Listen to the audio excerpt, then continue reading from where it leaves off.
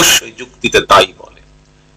উপস্থিতি, কিন্তু আজকে যদি আপনারা বাংলাদেশের হাসপাতালগুলোর দিকে তাকান, দেখুন চিন্তা করে, আপনাদের এখানেও শিবগঞ্জেও তো থানা সদরে একটা 50 বেডের হসপিটাল আছে, এখানে মুরব্বীও কয়েকজন আমি দেখতে পাচ্ছি। যদি চিন্তা করে দেখুন, এই 50 বেডের হাসপাতাল 20 বেড শহীদ জিয়া করেছিলেন, 30 বেড পরবর্তীতে দেশনেত্রী খালেদা জিয়া করেছে।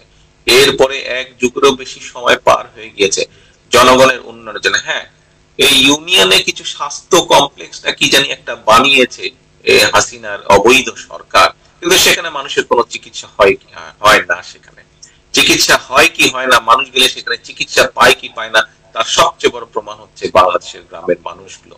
বাংলাদেশের যে সকল মানুষ গ্রামে গঞ্জে, অধিকাংশ মানুষই গ্রামে গঞ্জে বাস করে, আপনারাই ভালো বলতে পারেন যে ওইখানে গেলে মানুষ কোনো চিকিৎসা পায় কিনা।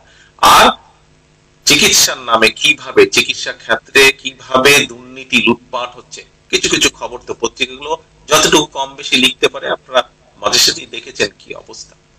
প্রিয় বন্ধুদের, আমরা উন্নয়নের গল্প শুনি, অনেক উন্নয়নের, গত এক যুগ ধরে বাংলাদেশের মানুষকে আধা পেটা খায় রেখে উন্নয়নের গল্প শুনছি। আমার একটি প্রশ্ন আপনাদের কাছে, যে এতই যদি উন্নয়ন হবে, তাহলে কয়েকদিন আগে পত্রিকার পাতায় আমরা একটি ঘটনা দেখলাম। কি ঘটনা? যে হাসিনার 4 জন সিন্ডিকেট, এই 4 জন সিন্ডিকেট বাংলাদেশের মানুষের 17,000 মানুষ মালয়েশিয়া যেতে চেয়েছিল।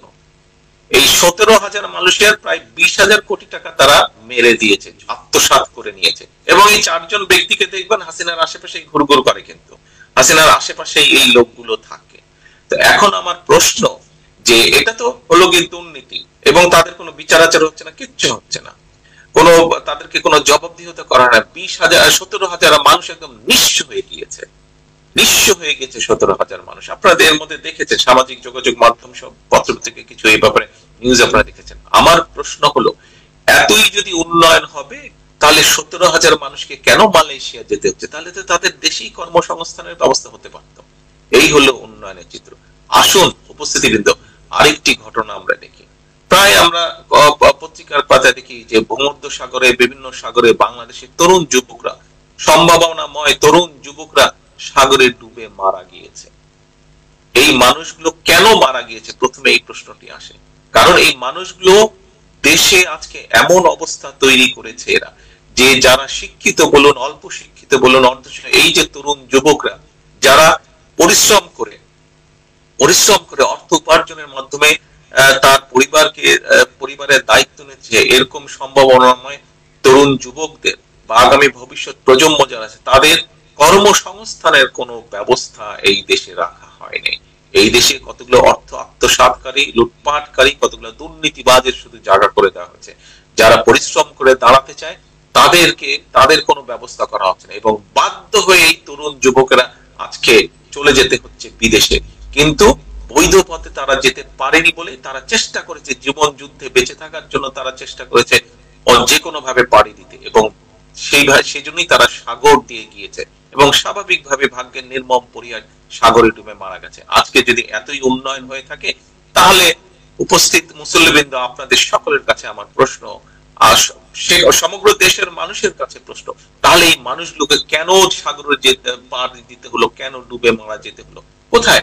আমরা তো আশেপাশের কোন দেশ সম্পর্কে এরকম সংবাদ পত্রিকার পাতায় দেখি না যে তাদের দেশের তরুণ যুবকেরা সাগর পাড়ি দিতে গিয়ে সাগরে ডুবে মারা গিয়েছে। প্রিয় উপস্থিতিবৃন্দ, মুসল্লিবৃন্দ, শিক্ষা ব্যবস্থা আপনারা নিজেই দেখেছেন, গত কিছুদিন যাবৎ শিক্ষা ব্যবস্থা নিয়ে কত রকম কথাবার্তা, গার্জিয়ানদের কথাবার্তা, শিক্ষক শিক্ষার্থীদের কথাবার্তা, বিভিন্ন মতামত, সাধারণ মানুষের কথাবার্তা, যে আজকে সম্পূর্ণ শিক্ষা ব্যবস্থাকে ধ্বংস করে দেওয়া হচ্ছে। এই দেশ থেকে বিশ্ব বরণ্য, পৃথিবীর বহু দেশে বড় বড় হাসপাতালে কাজ করে বহু ডাক্তার আছে, পৃথিবীর বড় বড় দেশে বহু বড় বড় বিল্ডিং বানিয়েছে এরকম আর্কিটেক্ট আছে, পৃথিবীর বিভিন্ন বড় বড় দেশে, বাংলাদেশেও পৃথিবীর বড় বড় দেশে বড় বড় স্থাপনা তৈরি করেছে, এরকম ইঞ্জিনিয়াররা পর্যন্ত আছে।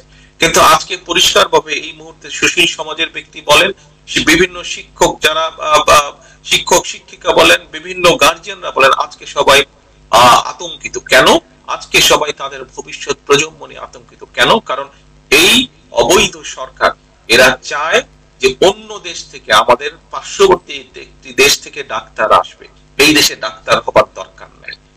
পার্শ্ববর্তী কোন একটি দেশ থেকে ইঞ্জিনিয়ার আসবে, এই দেশের ইঞ্জিনিয়ার হবার দরকার নেই। পার্শ্ববর্তী কোন একটি দেশ থেকে আর্কিটেক্ট আসবে, এই দেশের সন্তানদেরকে আর্কিটেক্ট হবার দরকার নেই। এবং সেই জন্য শিক্ষা ব্যবস্থাকে ধ্বংস করে দেওয়া হয়েছে। কাজে প্রিয় উপস্থিতি, কিন্তু আমরা যদি শিক্ষা দেখি, আমরা যদি স্বাস্থ্য দেখি, আমরা যদি অর্থনীতি দেখি, আইন শৃঙ্খলা কি অবস্থা, এখানে আমার সামনের কাতারে বিএনপির বহু নেতাকর্মী বসে আছেন। আজকে আদালতগুলির কি অবস্থা, এটা যদি লিখতে বলা হয়, আমার মনে হয় খাতার পর খাতা লিখে দিতে পারবে বাংলাদেশ, সারা বাংলাদেশ ছড়িয়ে ছিটিয়ে থাকা বিএনপির নেতাকর্মীরা, যে আদালতগুলোর আজকে কি অবস্থা। আজকে আদালতগুলোতে বিচার বলে কিছু নেই, বরং আদালতগুলো আজকে দুটো সিম্বল হয়ে গেছে। একটি অবিচারের সিম্বল, কিভাবে মানুষের অত্যাচার নির্যাতন করতে হয় সেটির সিম্বল হয়েছে আদালতগুলি। আরেকটি সিম্বল হয়েছে আওয়ামী লীগের অঙ্গ সহযোগী সংগঠনে পরিণত হয়েছে আজকের এই আদালত। সেটি উচ্চ আদালত বলেন অথবা নিম্ন আদালত বা যেই আদালতই বলেন না কেন, আওয়ামী লীগের অঙ্গ সংগঠনে পরিণত হয়েছে। প্রিয় উপস্থিতি, প্রথমেই বলেছি দেশের ভোটের কি অবস্থা। অর্থাৎ এই যেই কথাটা দিয়ে শুরু করেছিলাম, আজকে আমরা এখানে মসজিদের উদ্বোধন করতে এসেছি, আমরা মসজিদের উদ্বোধন, কিন্তু আমাদের ধর্মে একটি কথা আছে যে দেশ প্রেম হচ্ছে ঈমানের একটি অংশ। আজকে যদি আজকের এই যে যারা অবৈধ, এদেরকে আমরা কেন অবৈধ দিই, সব কথা প্রমাণ হয়ে যায়। যদি বৈধ হতো তারা যদি মানুষের ভোটের ক্ষমতায় থাকতো, তাহলে নিশ্চয়ই তাদের দেশ প্রেম থাকতো, মানুষের প্রতি প্রেম থাকতো। আজকে তাদের দেশ প্রেম যে নেই, এই তাদের সব কটি কার্য দিয়ে আজকে প্রমাণিত হয় যে তাদের কোনো দেশপ্রেম নেই। যদি দেশপ্রেম থাকতো, দেশের অর্থনীতি এইভাবে ধ্বংস করতো না, দেশের মানুষের ভবিষ্যৎ এইভাবে ধ্বংস করতো না, দেশের অর্থনীতি এইভাবে ধ্বংস করতো না, শিক্ষা, শাস্ত্র, আদালত কোনো কিছু এইভাবে ধ্বংস করতো না। কাজেই উপস্থিতিবৃন্দ, আজকে দেশ একটি ধ্বংসের একদম শেষ কিনারায় এসে দাঁড়িয়েছে। আজকে স্বাধীনতা, সার্বভৌমত্ব নিয়ে প্রশ্ন দেখা দিয়েছে।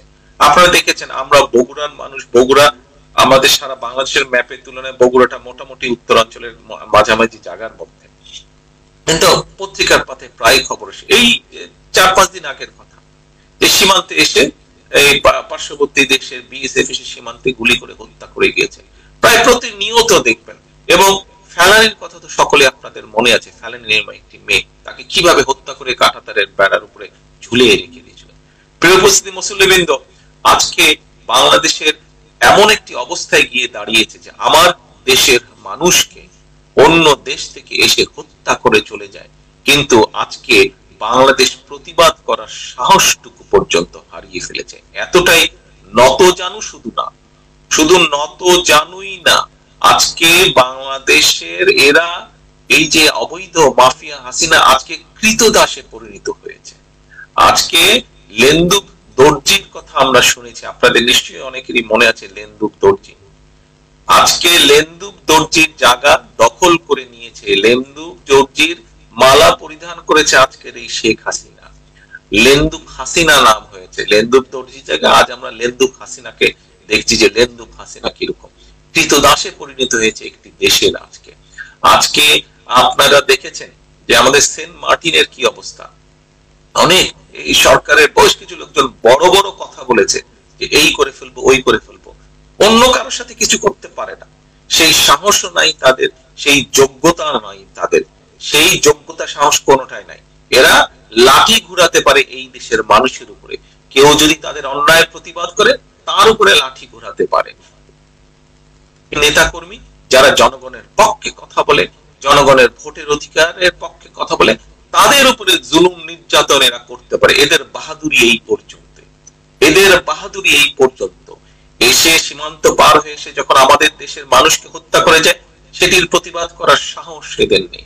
যখন আমার দেশের ভূখণ্ড নিয়ে, আমার দেশের মাটি ভূখণ্ড আরেকজন দখল করার পায়তারা করে, সেখানেও তাদের কোন রকম কথা বলার বা কোন রকম অ্যাকশনে যাওয়ার বিন্দু মাত্র সাহস তাদের নেই, যোগ্যতা তাদের নেই। আজকে আমরা যেই বাহিনীর কথাই বলি না কেন, বাংলাদেশের যেই বাহিনীর কথাই বলি, বাংলাদেশের যেই সরকারি সংস্থার কথাই বলি না কেন, প্রত্যেকটি পরিণত হয়েছে দুর্নীতি আখড়ায়, এবং প্রত্যেকটি নিজেকে কে কত বেশি অযোগ্য প্রমাণ করতে পারে তার কম্পিটিশন শুরু হয়েছে আজকে। প্রিয় উপস্থিতিবৃন্দ, মুসল্লিবৃন্দ, মসজিদ নতুন হয়েছে, আপনারা এখানে নামাজ পড়বেন, আপনারা এখানে আপনাদের নিজেদের জন্য, নিজের পরিবারের জন্য আপনারা নামাজ শেষে আল্লাহর দরবারে হাত তুলবেন, রহমত চাইবেন আল্লাহর কাছে। আজকে আপনাদের সকলকে, এখানে উপস্থিত আপনারা যারা আছেন, আপনাদের সকলকে আমি আহ্বান করব, অনুরোধ করব, বিশেষ করে এখানে বিএনপির নেতা কর্মী যারা আপনারা আছেন, আপনাদের সকলকে অনুরোধ করবেন যে আমরা যারা বিএনপি করি, বাংলাদেশ জাতীয়তাবাদী দল, শহীদ রাষ্ট্রপতি জিয়াউর রহমানের আদর্শে আমরা যারা বিশ্বাস করি, আমরা যারা দেশনেত্রী বেগম খালেদা জিয়ার নেতৃত্বে আমরা যারা রাজনীতি করি, আমাদের দায়িত্ব এই দলের, এই দেশের প্রতি, আমাদের দায়িত্ব এই দেশের মানুষের প্রতি। আসুন আমরা যখন নামাজ পড়বো, এই মসজিদে যারা আপনারা নামাজ পড়বেন, শুধু এই মসজিদেই নয়, একজন মুসলমান হিসেবে যখনই আমরা যেখানেই আল্লাহর কাছে সেজদায় যাব, আমরা নামাজ পড়বো, আমরা নামাজ শেষে এখন হাত তুলে আল্লাহর কাছে চাইবো, আসুন শুধু নিজের জন্য নয়, শুধু নিজের পরিবারের জন্য নয়, আমরা চাইবো সমগ্র দেশের জন্য, আমরা চাইবো সমগ্র বাংলাদেশের মানুষের জন্য, যাতে আল্লাহ আমাদেরকে সেই শক্তি দেন, আল্লাহ আমাদেরকে সেই রহমত দেন, বিশেষ করে বিএনপি সহ সকল বিরোধী দলকে যাতে আল্লাহ সেই শক্তি, সেই রহমত দেন, যাতে আমরা বাংলাদেশকে, বাংলাদেশের মানুষকে এই জালেম বলেন, এই ভোট ডাকাত বলেন, এই মাফিয়া বলেন, এই দামি সরকার যেভাবেই বলেন না কেন, এই চোর কৃতদাস মাফিয়া হাসিনা, অবৈধ সরকার থেকে, অবৈধ হাসিনা থেকে যাতে দেশ এবং জাতিকে আল্লাহ পরিত্রাণ দেন, সেই শক্তি, সেই রহমত যাতে আল্লাহ আমাদেরকে দেন, সেই দোয়া আমরা চাইবো। আমরা দোয়া যেমন আমাদের নিজেদের জন্য, আপনজনদের জন্য চাইবো, একই সাথে আল্লাহর কাছে আমরা রহমত চাইবো, যাতে আমাদেরকে শক্তি দেন আল্লাহ, এই দেশকে যাতে আমরা রক্ষা করতে পারি, এই দেশের মানুষকে যাতে আমরা নেতৃত্ব দিতে পারি, এই দেশকে যাতে মানুষের আশা আকাঙ্ক্ষা অনুযায়ী আগামী দিনে আমরা গড়ে তুলতে পারি, সেটাই হবে আমাদের আজকের চাওয়া, সেটাই হবে আল্লাহর কাছে আমাদের সেই রহমত চাওয়া। পরিশেষে আমি আজকে শাহ আলম সহ যারা এই মসজিদটিকে গড়ে তোলার পিছনে অবদান রেখেছেন, তাদের সকলকে আন্তরিকভাবে ধন্যবাদ এবং শুভেচ্ছা জানাতে চাই। পরিশেষে সকল মুসলিমবৃন্দর কাছ থেকে আমি সালাম দিয়ে বিদায় নিতে চাই। আসসালামু আলাইকুম।